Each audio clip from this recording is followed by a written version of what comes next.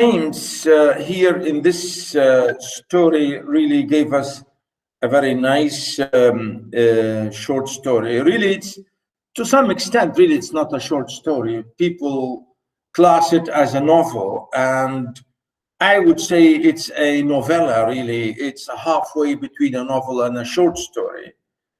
And really, it's an interesting example of, again, of one main line of argument about the American, if you like, experience outside America, or the story in general talks about this feeling about the contrast, the comparison and contrast between the Americans, if you like, and the other nations, or mainly the British or the Europeans here. So it is still part of what we call really realism, okay, or maybe impressionism, or again to go back to naturalism to some extent. But really it's a very realistic, if you like, novel, or impressionistic novel.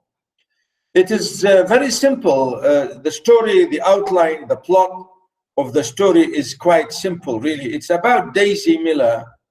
It's about a young lady called Daisy Miller, and she is a young lady coming to Europe in a visit with her mother and brother, and where she, you know, experiencing, for example, her first encounter with other societies, and her own American openness and American, if you like, life, and American, if you like, simplicity, and really, you know, to some extent, openness and complete freedom, in contrast to the traditional, maybe rigid, conservative life of Europeans, who are really mostly traditionalists in the ways in which they think, and the ways in which they, for example, consider, you know, what is moral and what is immoral, and their standards of living and so on. You know, there are a lot of differences, if you like, in terms of how they see life compared to the ways in which the Americans see it. So really, Henry James here, as you can see, he's a very, absolutely very important, big, you know, English, well, originally really American novelist, but only till the end of his life he became a British or an English citizen, which is really crazy. Only in the last year of his life he changed, or he took the, what we call, he got the nationality of being English or British. And I think it was just for spite, if you like, for some of his crazy attitudes. Really, James Joyce, sorry, not Joyce, Henry James, as you can see, I gave you a good introduction about him, and I think you should look at it and study it carefully, because I gave so many, if you like, well, a lot of detail, not many, but maybe enough details about his style and about his themes and technique and so on. But really, James, quickly I can say, is seen by many people as the master of the novel. I don't know. I mean, yeah, for many people, many critics, many traditional critics, and for the, what we call the canon, or the main style of the narrative, the traditional narrative, or the move from the traditional to the modernist narrative, yeah, we can say that Henry James was a master of fiction in every sense, really. Really, his fiction, as you can see, he started writing from, you know, late 19th century till he died in 1916. As you can see here, I gave you a little bit of introduction about his life. So really, he was always traversing between modernism and realism, really between realism and modernism, in the sense that he wrote traditional narratives, he wrote traditional novels with traditional, storytelling narrators, third-person narrators, easy, simple, organized narratives, realistic, make you believe that this is like real, and so on. So this is what we call easy to go, easy to read, easy to listen to novels and narratives.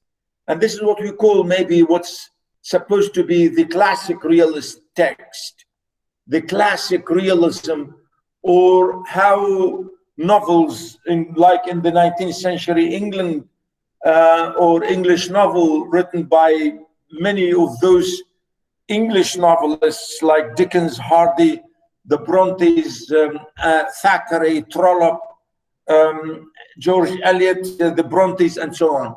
All these big names in the 19th century British fiction, they were all, these old people are called, the traditional narrative style, or the easy realistic style, where you are maybe made to believe you are reading a real story, which is simple, straightforward, and there are always good stuff to read. There are ideas, there are real people, believable people, acceptable people, and so on.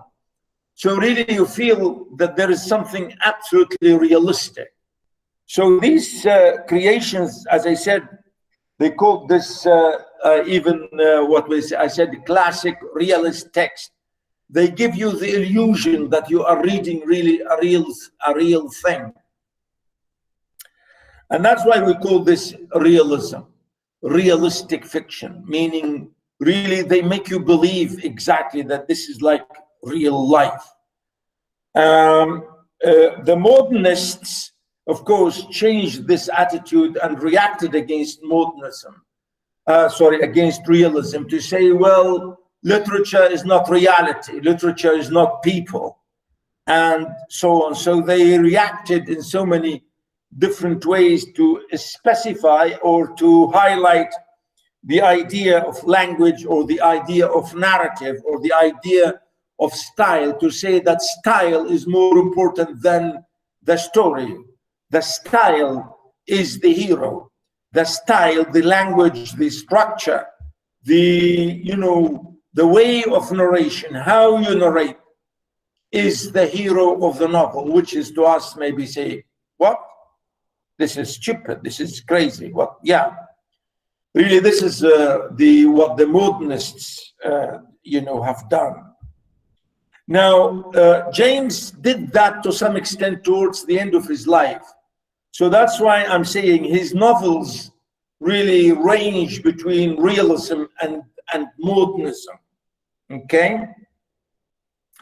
But the general line I'm saying here in this introduction, I'm saying that he was mostly talking about how Americans behave outside America, how Americans feel in Europe, mainly Europe, how Americans, the exiled Americans, how Americans live outside America, and always the contrast between Europeans or the old world and the new world, because to him, the new world is America and the old world is Europe, because we know that yet that's true, because Americans originally Americans, most Americans are actually Europeans. Originally Europeans, yes, Europeans. And of course, later on, we have Africans and Asians and other people who emigrated to America. But originally, yeah, they were Europeans, white man, British, French, German, Spanish, Portuguese, etc., etc. They emigrated to America. And so that's why here they say the old world and the new world. To them, the new is America, the old is Europe.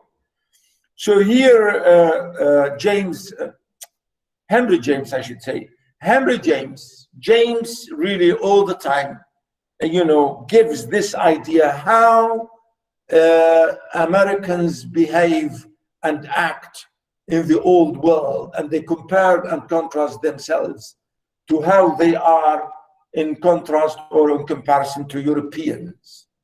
Here, James is saying Europeans are more maybe sophisticated and more conservative and more traditional and so on, whereas the Americans are more open and more free kind of thing, and they are easy to go and simple and not really worried about all those crazy things that the conservative Europeans do, and so on.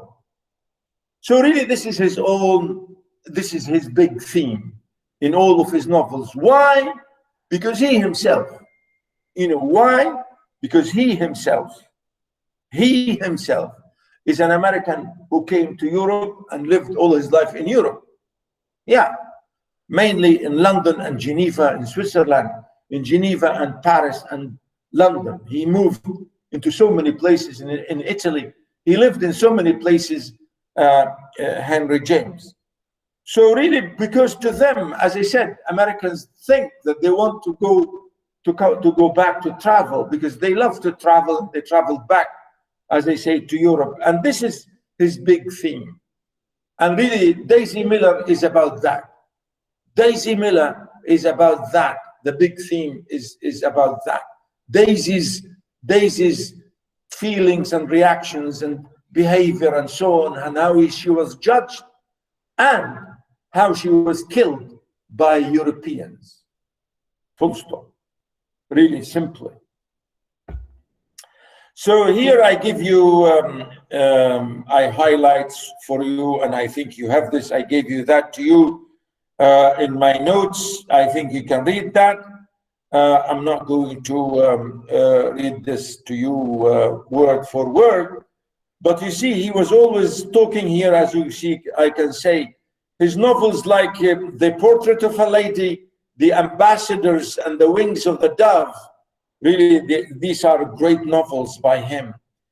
Mainly, I think the three of them are lovely. I used to teach two of those, The Ambassadors and The Portrait of a Lady, and I think they are absolutely lovely novels, 19th century or late 19th century, early 20th century novels about Americans in Europe. Here, if you like, you can see the idea, the ambassadors, and I think this is a lovely example later on, maybe if you ever feel you want to do your higher studies, you can think of those examples. Now, I'm saying here that these novels are what's called the experimental novel, the experimental novel. Whereas you can see, the emphasis on the internal workings of the mind, the internal states of the mind, or if you like, the social dynamics of characters, or if you like, the ambiguous or contradictory motives and impressions, we find in these characters. And to some extent that these novels could be seen like impressionistic paintings of society, impressionistic paintings of that society, and so on. There's another novel really, which is not even a novel, people call it novella, as you can see here, called The Turn of the Screw. Again, really, this is an amazing ghost story. It became really an example of what's called ghost story. It's a good, really, example of that. I think, again, it's an interesting about the horror fiction here. So here I give more details about that, about his, the development of his writings, how he started writing. Of course, remember, most of 19th century fiction was written for magazines, and that's why it was written in serial number, in serials, that is, in serial installments, in portions, published in magazines, and later on published as books.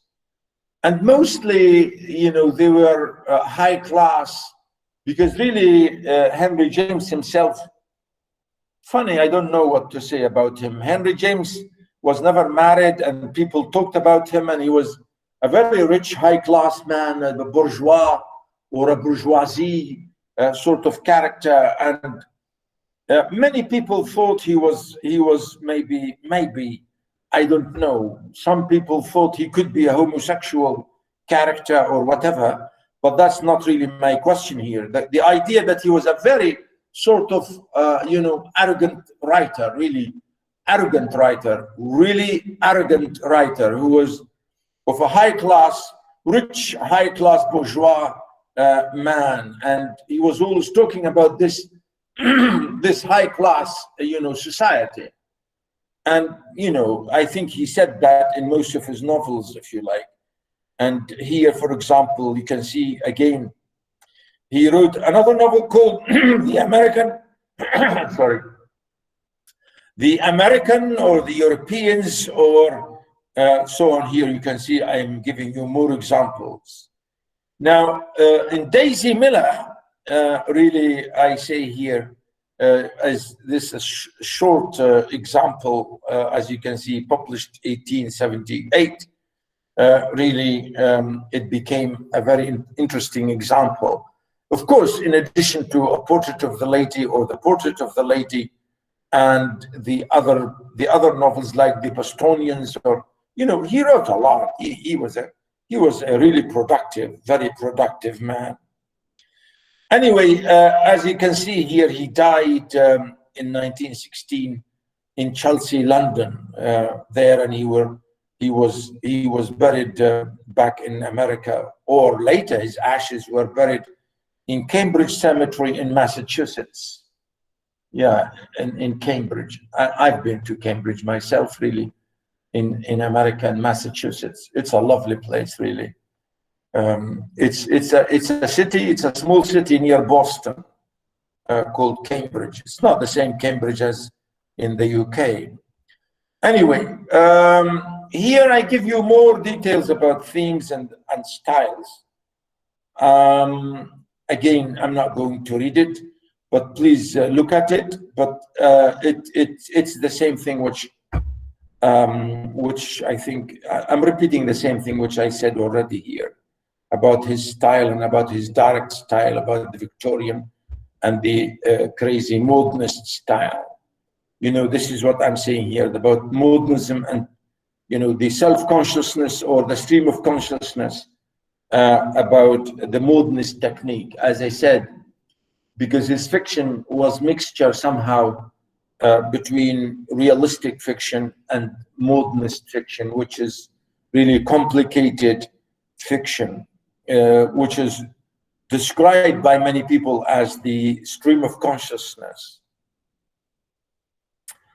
Yeah, so here you have details about that. Really, there is one thing about James, which sometimes I don't really like. As I said, because he was so arrogant of himself. He was so arrogant that he feels that he's a great writer. He used to write really in difficult style, just to show you that he can write, you know, in an endless sentences, you know, absolutely endless, you know, run-on sentences, which makes me sometimes, you know, sick, which is, we say, why do you do that? You know, yeah, we can all do this, you know, we can. I mean, I can write one sentence in a whole page. Yeah, but why should I? You know, just to show off? Yeah, it's showing off. Absolutely, showing off. So here in this again, he gave a little introduction about Daisy Miller, as you can see. Notice here, I give something about it. Daisy Miller portrays the courtship of the young American girl called Daisy Miller. So the young lady, a beautiful American girl, young lady girl, Daisy Miller, with a man called Frederick Winterbourne. And I think his name is interesting, Frederick and Winterbourne. Yeah, winter, he's always, and look at the symbolism. Later on we shall see about the name here, symbolism, Daisy. You know, it's really a lovely, colorful, lovely smell flower. It's called Daisy. And really, the contrast here, I will show you later on, of course, this example about that here. So really, again, the name Frederick is a typical German name. The name Frederick really is a typical German, not English name. Is not English name or French name.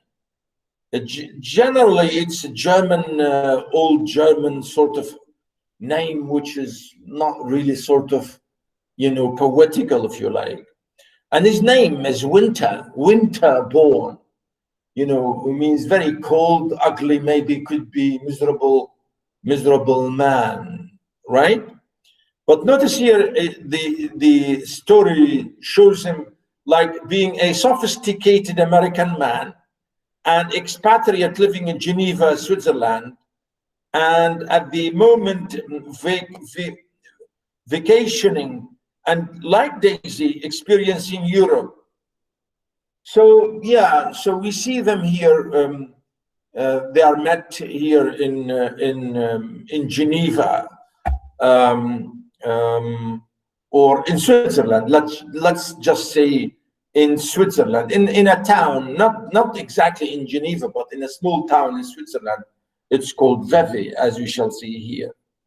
So here we have two Americans in Europe, in Switzerland. In one of them is freshly coming from America, Daisy, and he Frederick, living for a while, working for a while in Geneva. Okay, but he's an American anyway. So notice, at a hotel in the resort town of Vevey, Switzerland, young Winterbourne meets a rich, pretty American girl named Daisy Miller, who is traveling around Europe with her mother and her brother, or young brother, called Randolph. Again, look at the name Randolph. Again, really, it's a funny German name. Again, it's not really English. I've never heard any Englishman called Randolph. English people don't. I've never heard an Englishman called Randolph. You know, so the name here again is funny. Typical German name, really, or Swiss name, but from German origin.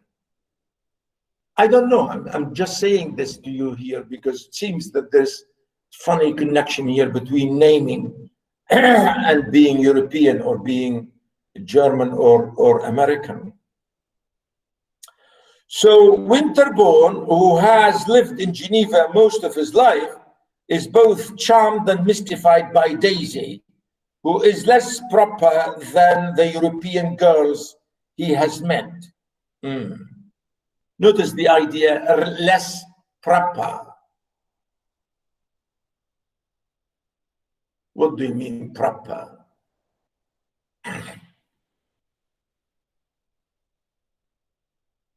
What do you mean proper? أقل تهذيب أو أقل ترتيب? Why? How? Why?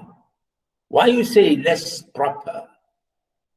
Yeah, of course, because here we're talking about tradition and about openness and about simplicity and about, you know, as I said, spontaneity, about being open and spontaneous. Really, this is the whole idea. It's nothing to do with being decent or not, being whatever or not. So to him, he thought this young lady is a bit funny in the way she's behaving, unlike the other European people or girls that he had met. Okay? So that's why he said she seems really, or notice, she seems ideally spontaneous, and this is it, spontaneous and spontaneity, as I said, and a little more tactless and maybe uncultivated. Well, uncultivated means artificial. Yeah, means, or cultivated means artificial, or means sophisticated, means wow, educated, means high class. Yeah, I don't believe that. I don't think so. I don't think so. And here, of course, you know, the brief little introduction I will go on. Despite the fact that Mrs. Costello, his aunt, mostly disapproves of the Millers and flatly refuses to be introduced to Daisy. Again, his aunt's name, Costello. Is she Italian? Again, this is a funny name. Americans or English names, English people, they don't use the word Costello. This looks like, or it sounds like Italian or Spanish name. Italian or Spanish, this Costello, right? So this Costello is a European, she's his aunt. And she, you know, she does not like to meet, you know, Daisy and her mother or her brother because she thinks they are too vulgar. Vulgar? Yeah, she thinks they are vulgar, which is really horrible to say. So disapproves of the Millers and flatly refuses to see them or to be introduced to Daisy. Winterbourne spends time with Daisy at Vevey and even accompanies her and chaperone to Chillon Castle, a famous local tourist attraction. And the following winter here, Winterbourne goes to Rome, knowing Daisy will be there, and is distressed to learn from his aunt that she has been taken up with a number of well-known fortune hunters and become the talk of the town. She has met one suitor in particular, a handsome Italian named Mr. Giovanni or Giovanelli. Yeah, so of course you can see the development of the little novel, that the next winter, you know, the events develop, that the family, Daisy and her mom and her brother, in Europe, they met an Italian man or an Italian handsome boy or young man. His name is Mr. Giovanelli. Again, look at the idea. Uncertain background, whose conduct with Daisy mystifies Winterbourne, believing her as a flirt. Yeah. So really, this is the idea, that the accusation they really talked about her. They think she's a flirt. Yeah. It's like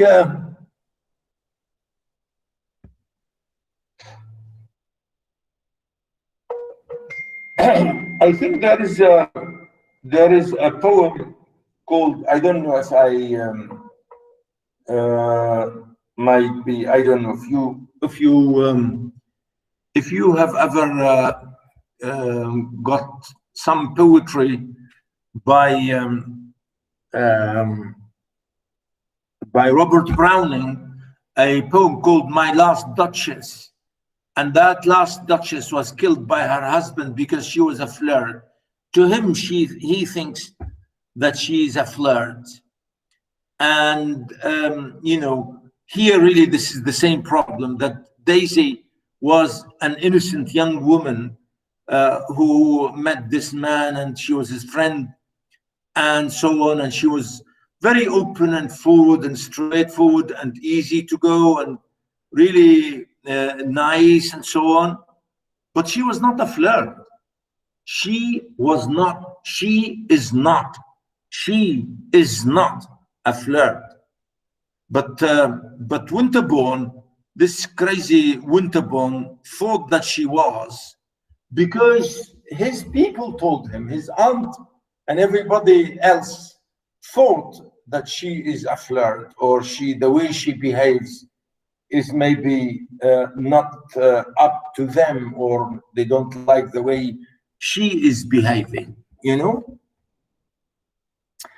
Anyway, I think because of that, she became like, they scandalized her. Notice, scandalized the American community in Europe or in Rome. Among those scandalized is Mrs. Walker, another American expatriate whose moral values have adapted to those of the Italian society or of Italian society, and hence becomes the center of Rome's fashionable society, and indirectly blamed by the American norms, you know, and you know, again here really you can see, if I look at this again, because this is the main line of the plot, if you like.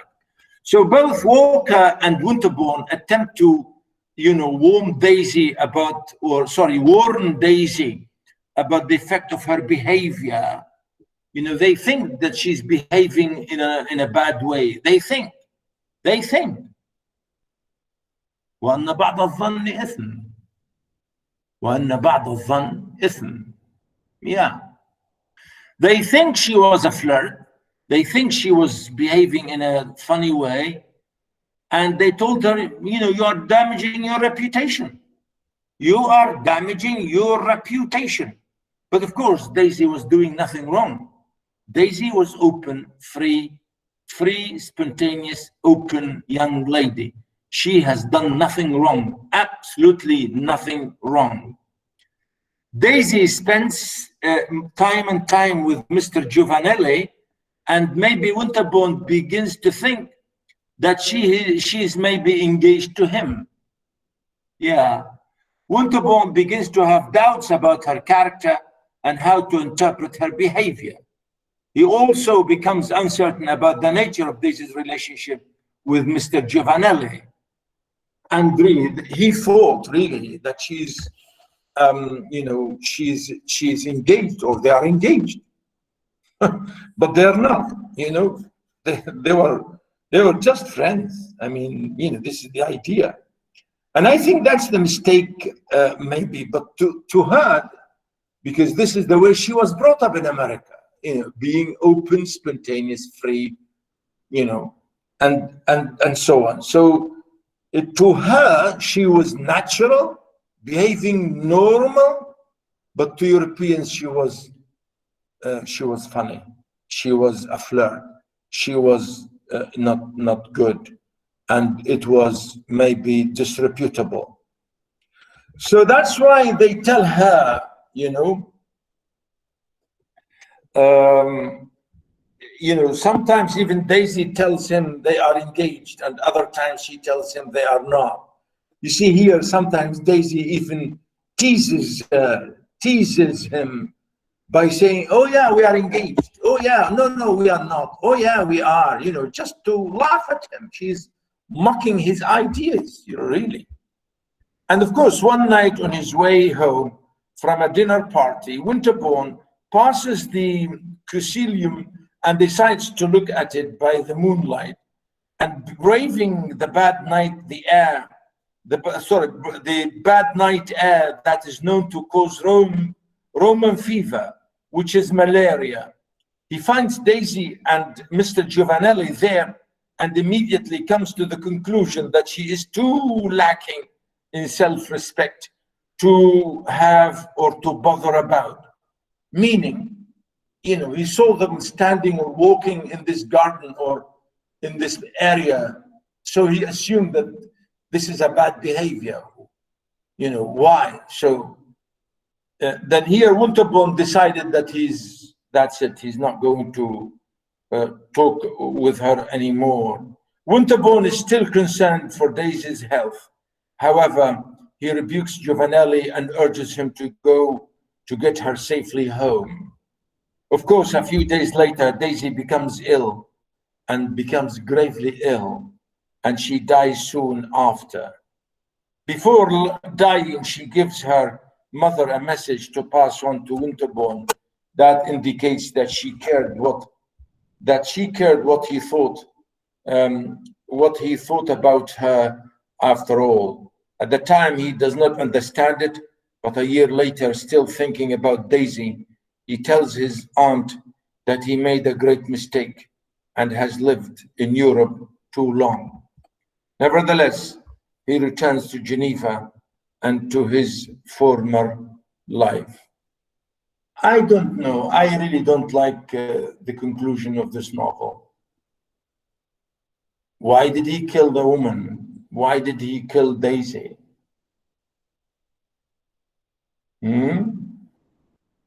What do you think?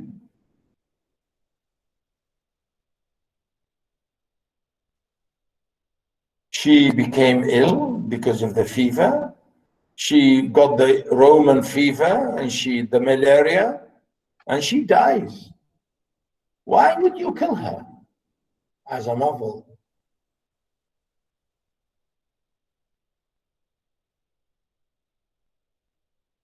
Can you give me an answer?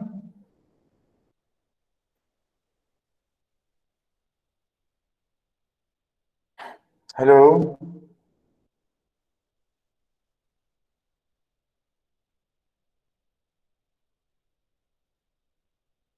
Hello? Hello?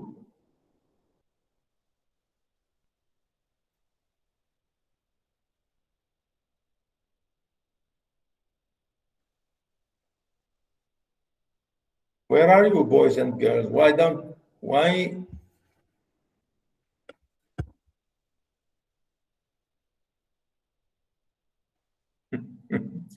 Doha, we have already finished it. No.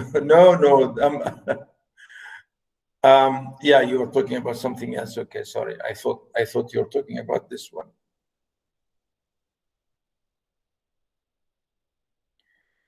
Yeah. Anybody knows why Daisy would be killed in the novel like this?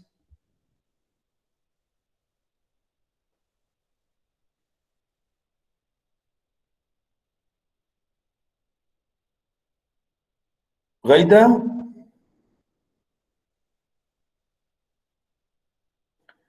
Lubna said no idea.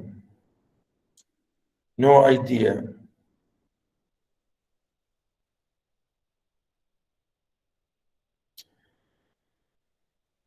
Do you want her to stay and tell us why, what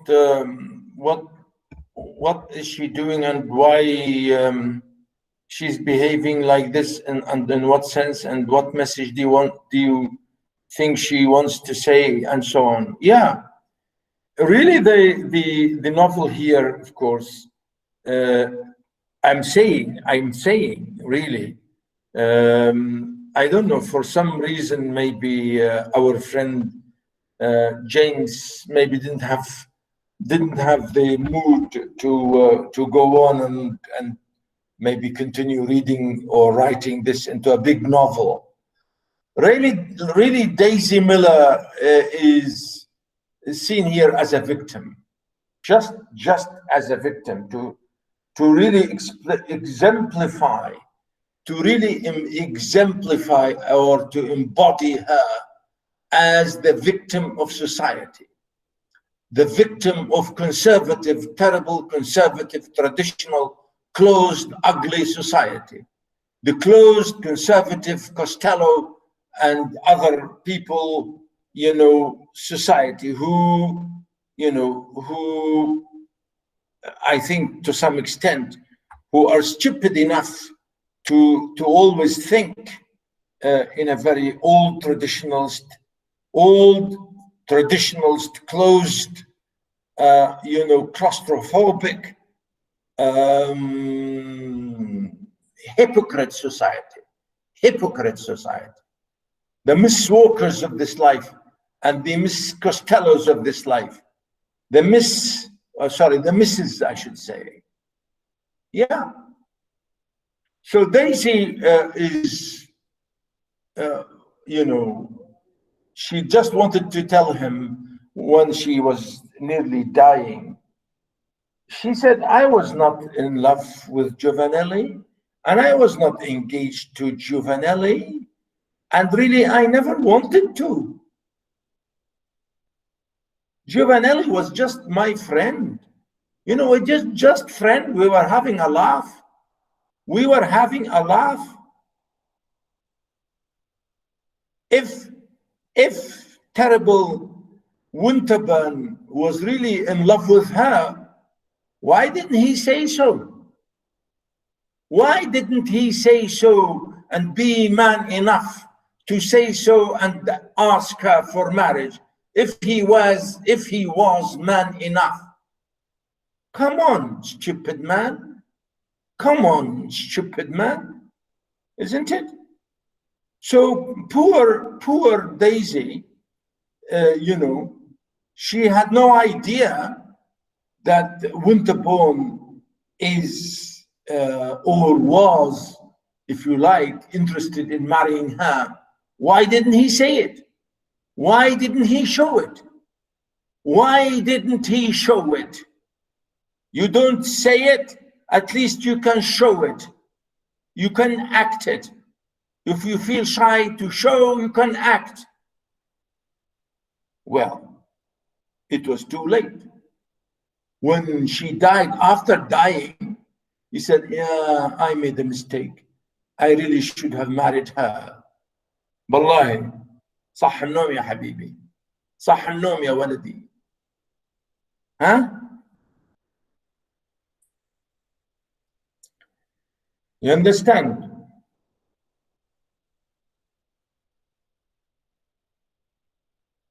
Where are you, boys and girls? Where are you? Why don't you speak these days? Are you already fasting in Ramadan? Are you all fasting? You don't speak? Hello?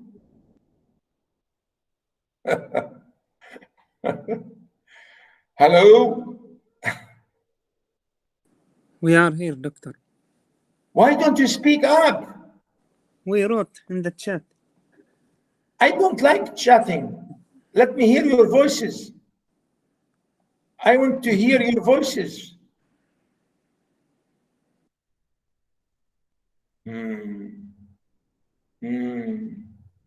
You are not in the mood. Yeah. Well.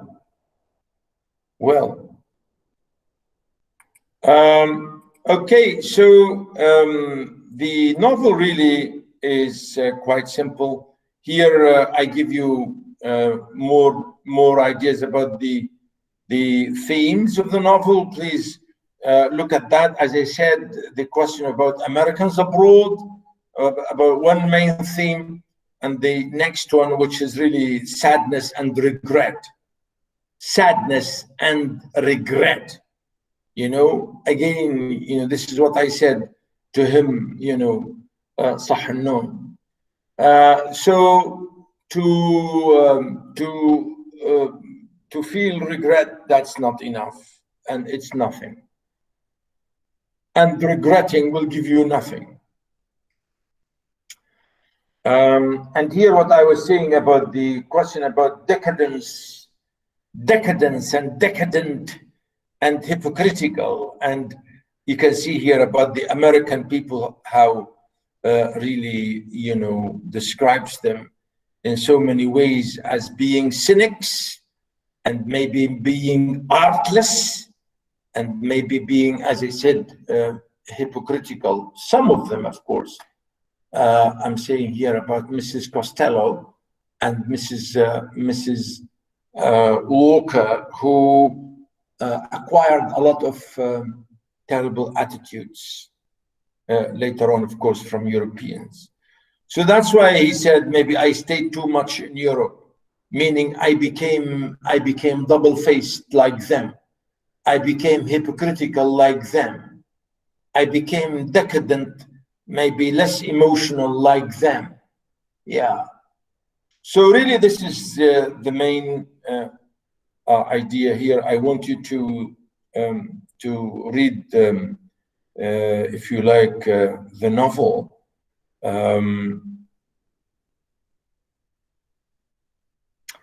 Look at this long sentence here, the highlighted one, long sentence. This is the example, or one of the examples I told you, that he writes long sentences. This is an excerpt, you can see here, excerpt from the preface to volume 18. This is the writer giving us an introduction to the story, or to the novel, and he gave this to that volume. It was in Rome during the autumn of 1877, semicolon.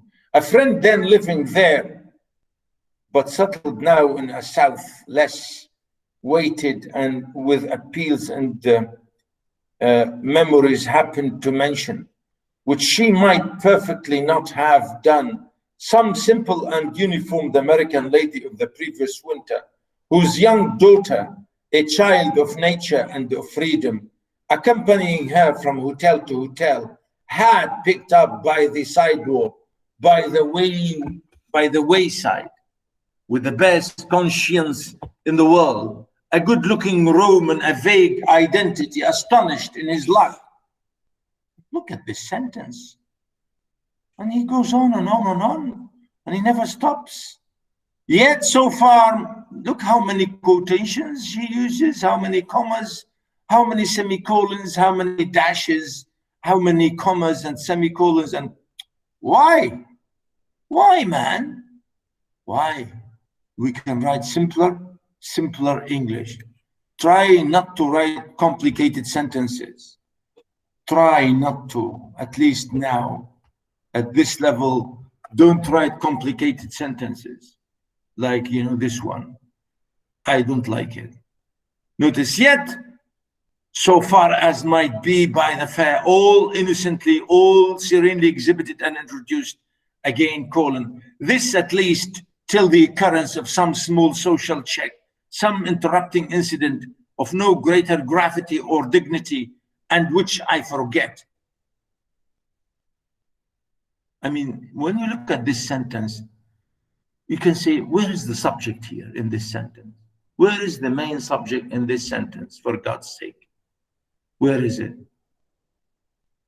And where is the main verb, or where is the main clause here in this sentence?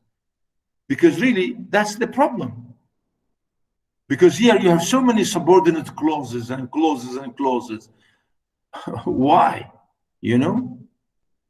So really, James was very typical. He shows off. As I said, he was such an arrogant writer to have done this, and he wrote a lot like that. If you go down in the same here section, you find more and more examples of this. I mean, as I said, really, I don't like it, but never mind. There are people who say, oh yeah, I like this. Yeah, okay. So here the story really begins here in this section, number 1. And he calls it, notice, Daisy Miller, a study. A study? What study? What study? A study.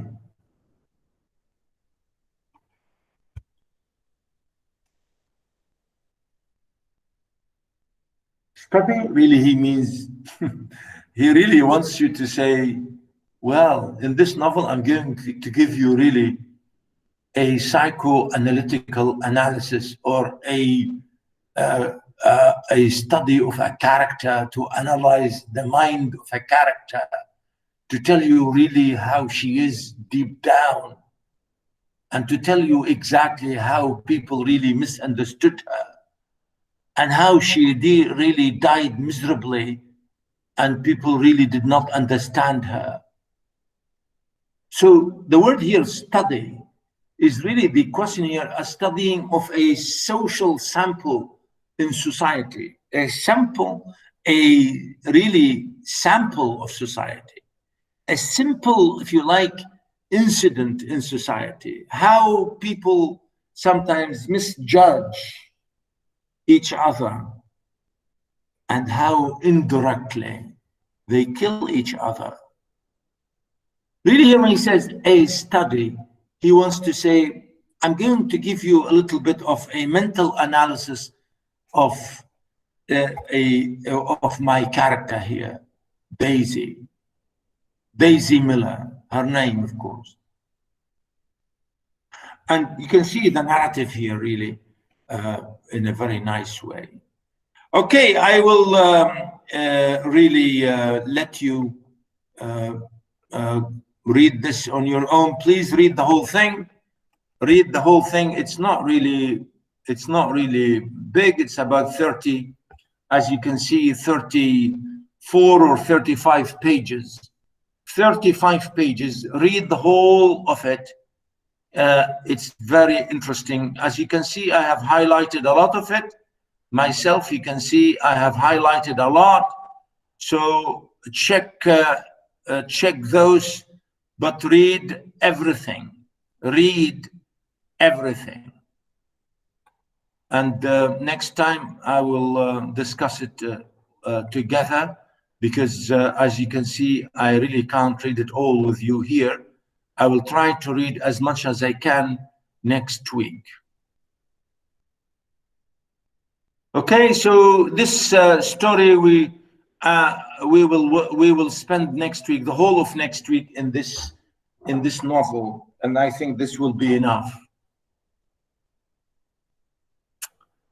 Okay, any question?